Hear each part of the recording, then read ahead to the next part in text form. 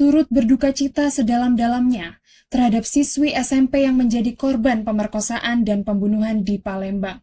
Pelaku telah ditemukan dan keempatnya masih berusia belasan. Keluarga korban menuntut hukuman yang setimpal, namun fakta menunjukkan bahwa 3 dari 4 pelaku pemerkosaan dan pembunuhan tidak ditahan. Akankah keringanan hukuman seperti ini akan membuka peluang peristiwa serupa terjadi di masa depan? Kita akan membahas dan mengupas tuntas kasus ini bersama narasumber yang telah hadir di FWUB Podcast kali ini. Selamat datang Ibu Dr. Nurini Aprilianda SHM-Hum. Ya, terima kasih. Ibu Dr. Nurini Aprilianda SHM-Hum merupakan Wakil Dekan 2 Fakultas Hukum Universitas Brawijaya sekaligus dosen hukum pidana Fakultas Hukum Universitas Brawijaya. Selamat siang Ibu, selamat datang dan terima kasih telah berkenan hadir di FWUB Podcast kali ini. Ya, sama-sama Mbak. Jadi masyarakat Indonesia memang saat ini digegerkan Ibu atas kasus yang terjadi di Palembang, Sumatera Selatan terkait dengan pemerkosaan dan pembunuhan. Dan lebih mengagetkan lagi karena pelakunya masih berusia belasan seperti itu, Bu. Ya. Jadi di sini saya bersama dengan pendengar-pendengar setia podcast FWUB ingin belajar bersama dan mendiskusikan terkait dengan kasus ini, Bu. Mungkin bisa kita mulai dari overview hukum pidana anak terlebih dahulu di Indonesia ini seperti apa sih, Bu? Baik, terima kasih Mbak ya. Iya. Saya juga mengucapkan terima kasih sudah diundang ke podcast ini. Senang sekali rasanya berbagi ilmu melalui podcast ini. Bisa saya sedikit ceritakan ya bahwa hukum pidana anak di Indonesia itu ketika bicara tentang anak yang berhadapan dengan hukum, ya, kita itu mengacu kepada ketentuan yang ada di dalam Undang-Undang Sistem Peradilan Pidana Anak. Nah, undang-undang ini ada di Undang-Undang Nomor 11 Tahun 2012. Kalau kita lihat di dalam pasal satunya, itu muncul berbagai macam anak yang berhadapan dengan hukum. Yang pertama adalah anak yang berkonflik dengan hukum. Kemudian yang kedua adalah anak korban. Kemudian yang ketiga adalah anak saksi. Tiga kategori tadi punya definisi yang berbeda-beda atau pengertian yang berbeda-beda. Yang pertama, ketika kita bicara tentang anak yang berkonflik dengan hukum, itu adalah mereka yang usianya di range 12 sampai dengan 18 tahun. Kemudian anak yang menjadi korban itu adalah mereka yang usianya di bawah 18 tahun yang mengalami penderitaan fisik, ya, kemudian mental, psikologis, akibat terjadinya suatu tindak pidana. Kemudian kategori ketiga adalah anak yang disebut kita sebagai anak saksi, itu adalah mereka yang usianya di bawah 18 tahun yang mereka melihat, mendengar dan mengalami ya tindak pidana yang terjadi. Itu yang pertama. Jadi kita bicara tentang jenisnya dulu ya. Nah, kalau kita kaitkan dengan kasusnya tadi, antara anak yang melakukan dengan anak yang anak korban itu sama-sama pada kategori anak, sehingga memang penyelesaiannya itu tepat menggunakan Undang-Undang Sistem Peradilan Pidana Anak, dan kemudian mungkin juga akan dikaitkan dengan Undang-Undang Perlindungan Anak. Nah, bicara tentang bagaimana menangani anak yang berhadapan dengan hukum, ya, itu memang ada perlakuan-perlakuan khusus ya Mbak ya. Perlakuan khususnya ini dimulai dari sebelum melakukan pemeriksaan di tingkat penyidikan, kemudian pada tahap penyidikannya masuk lagi ke penuntutan, kemudian persidangannya, bahkan pasca persidangan itu ada perlakuan istimewa yang kita bisa bandingkan dengan orang dewasa. Jadi ada hak-hak khusus ya, di mana kita memperlakukan anak itu yang berbeda dengan orang dewasa. Sebagaimana contohnya misalnya, ketika anak berhadapan dengan hukum, baik dia sebagai pelaku, kemudian saksi maupun korban gitu ya. Kalau di sidang nantinya itu harus sidangnya dalam sidang secara tertutup, jadi tidak secara terbuka untuk umum. Jadi memang itu salah satu perbedaannya. Kalau sidang orang dewasa kan kecuali untuk KS ya itu tertutup, tetapi yang lainnya dinyatakan terbuka. Nah, belum lagi hal-hal yang lain gitu ya, fasilitasnya. Misalnya pada saat melakukan pemeriksaan, aparat penegak hukum yang melakukan pemeriksaan itu tidak boleh mengenakan atribut.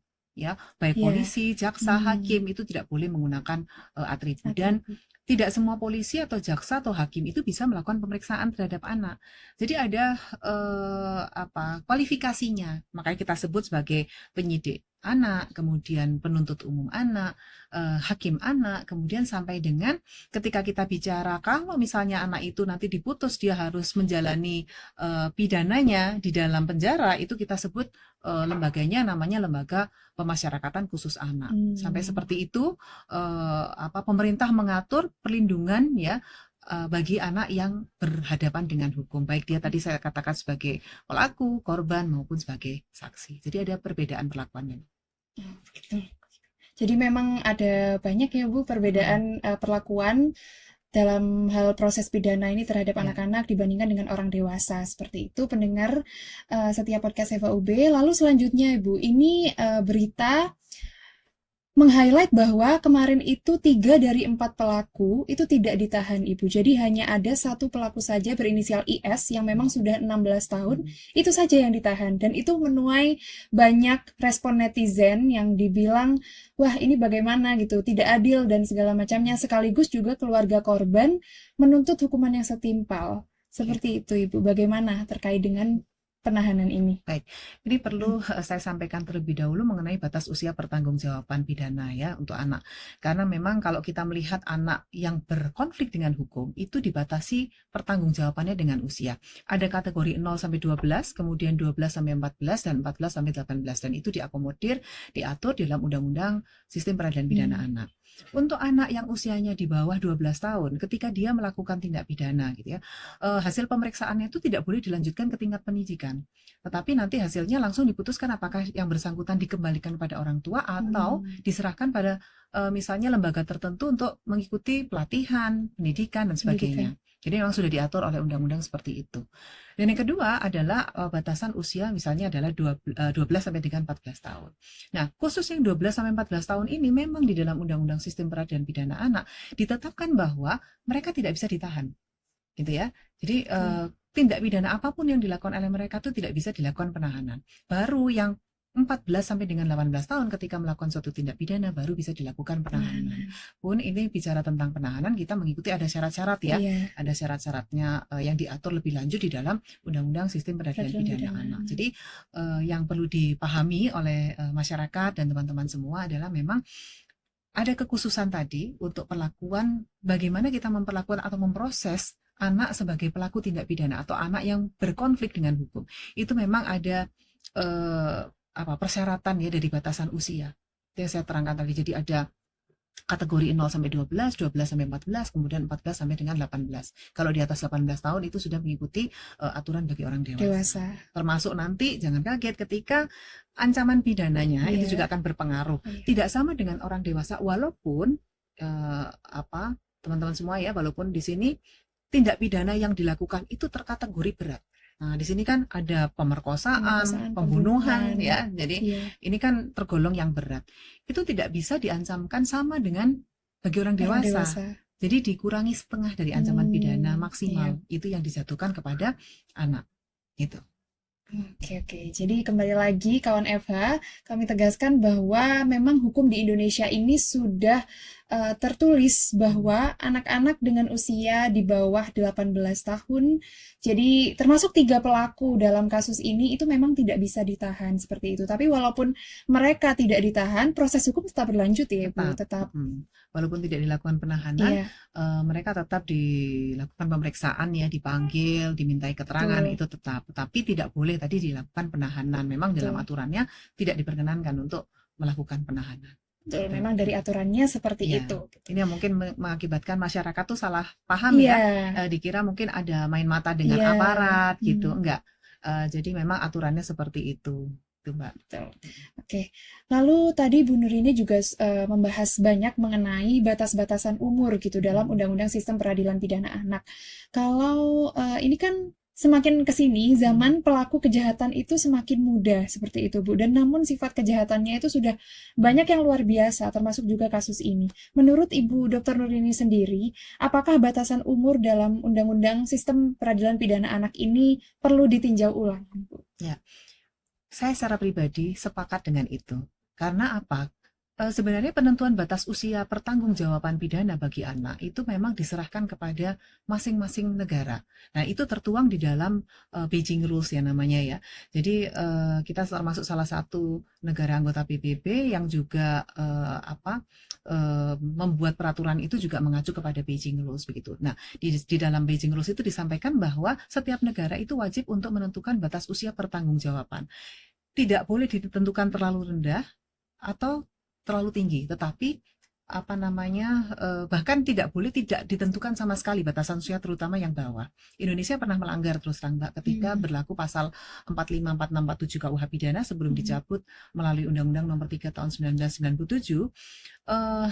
Yang dikatakan atau terkategori anak itu adalah mereka yang dikatakan sebagai belum cukup umur, yang usianya berapa di bawah 16 tahun. Jadi 0 sampai 16 tahun ketika mereka melakukan tindak pidana atau karena kelalaiannya misalnya mengakibatkan temannya luka atau apa begitu ya. Ini tetap bisa diproses kalau menggunakan KUH pidana. Ini yang kita langgar. Kemudian pasal tersebut, 3 pasal tadi dicabut melalui Undang-Undang Nomor 3 Tahun 1997. Ya, di dalam Undang-Undang Nomor 3 Tahun 1997 tentang Pengadilan Anak, batas usia bawahnya sudah ditentukan langsung 8 sampai dengan 18 tahun untuk batas usia atasnya.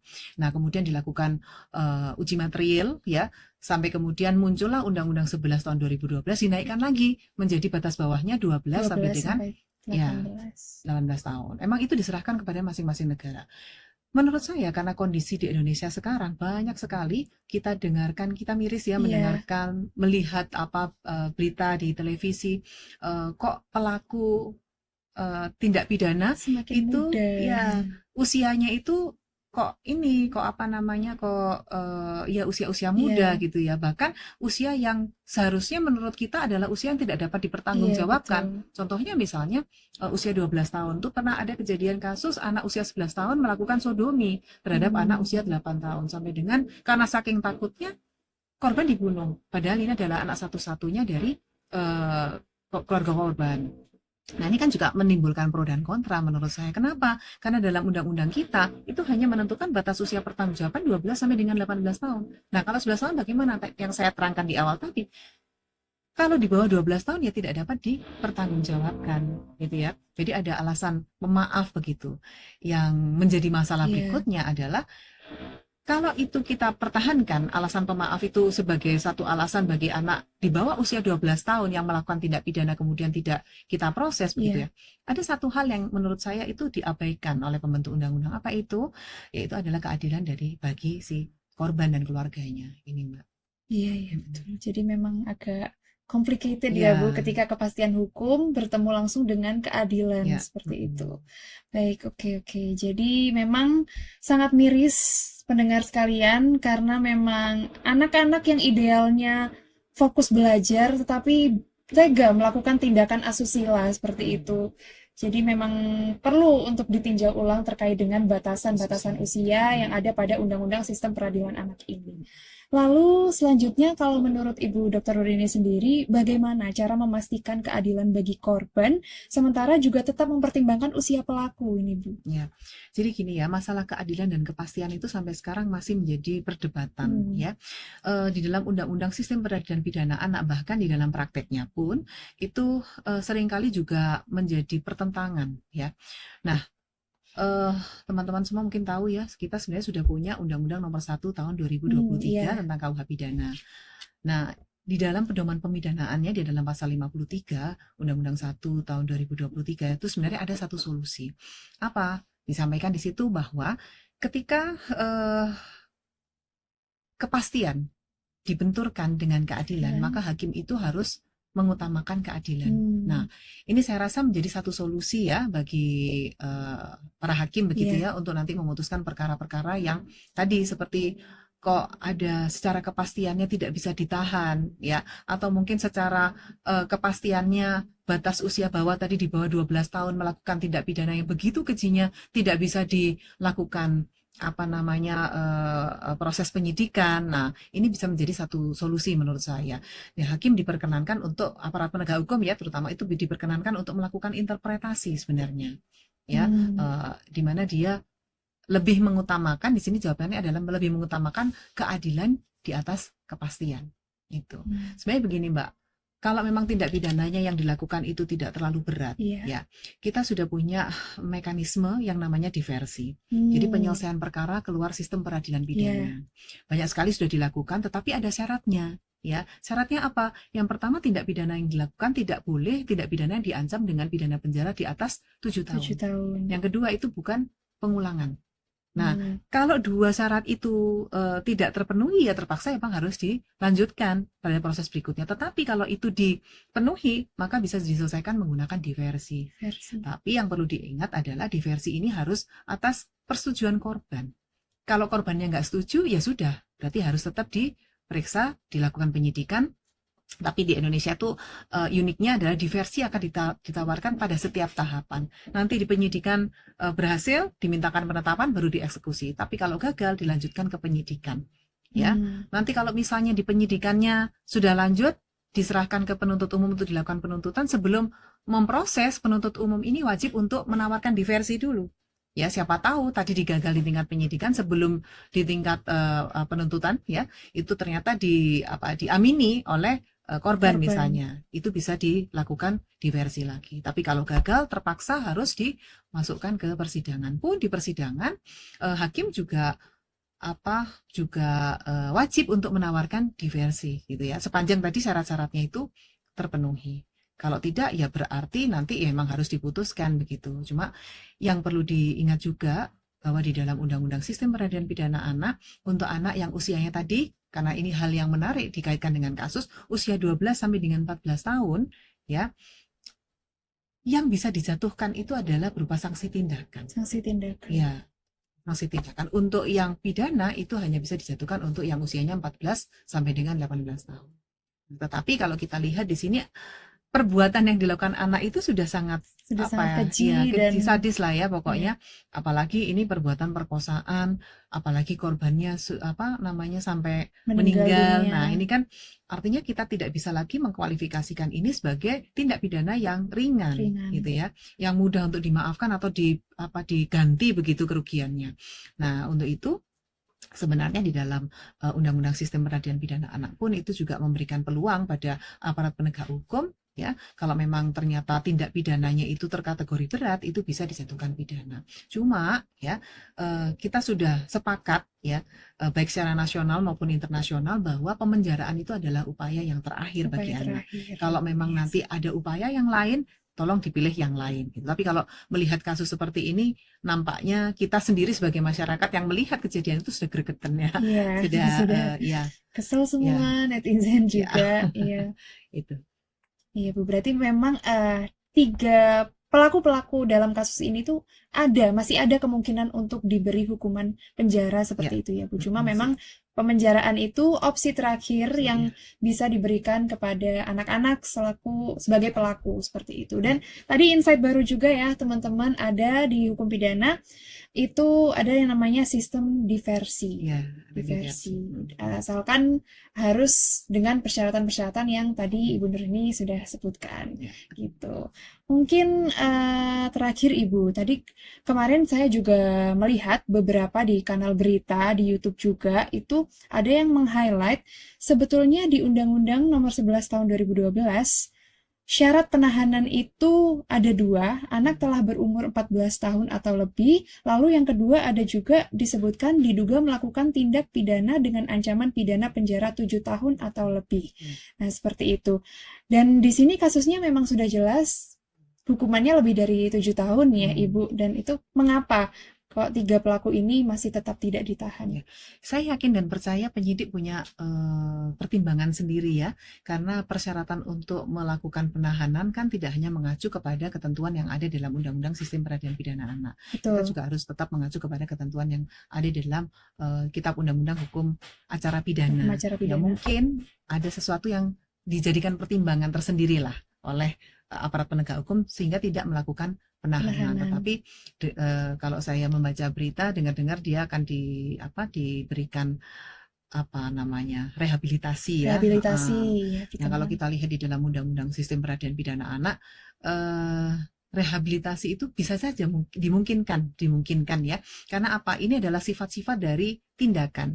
atau maatregel kalau dalam bahasa Belanda ya. Jadi tindakan itu berbeda prinsipnya dengan pemidanaan. Kalau pemidanaan itu kan apa ada unsur penjeraannya, jadi ngapokkan gitu ya, Iya. menjerakan, kemudian membuat apa namanya, membuat nestapa, penderitaan. Dia sudah melakukan tindak pidana ya harusnya dibalas. Tetapi konsep pemidanaan di kita tuh kan tidak hanya sekedar pembalasan, di dalamnya juga tetap ada konsep pembinaan, kemudian konsep Iya. rehabilitasi, bahkan juga konsep restorasinya itu juga ada gitu.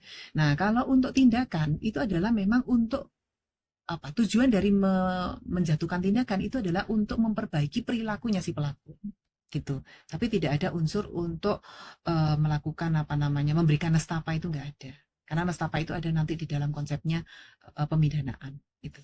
Betul Ibu. Jadi apalagi ini anak-anak ya Bu. Jadi Mm-mm. pasti banyak pertimbangan Ya. yang sudah dipikirkan oleh aparat penegak hukum sekalian. Mungkin terakhir nih Bu, harapan Ibu untuk hukum pidana dan sistem proses penyelesaian sengketa pidana ke depannya, terutama dalam pidana anak Ibu. Ya, sebenarnya di sini Mbak, peran keluarga itu sangat Peran penting ya. keluarga, Jadi betul. peran keluarga apa ya, satuan terkecil Iya, di lingkungan. lingkup kita itu adalah keluarga. Jadi anak sampai melakukan segitunya ya tindak pidana yang segitu kejinya itu, menurut saya juga di sini perlu ada evaluasi terhadap peran keluarga. Jangan-jangan ya mungkin kurang mendapatkan perhatian dalam keluarga, tidak ada yang mengarahkan. Kemudian nanti di sekolah juga seperti apa, sebagai keluarga kecilnya lagi di luar itu kan adalah di sekolah baru ke masyarakat.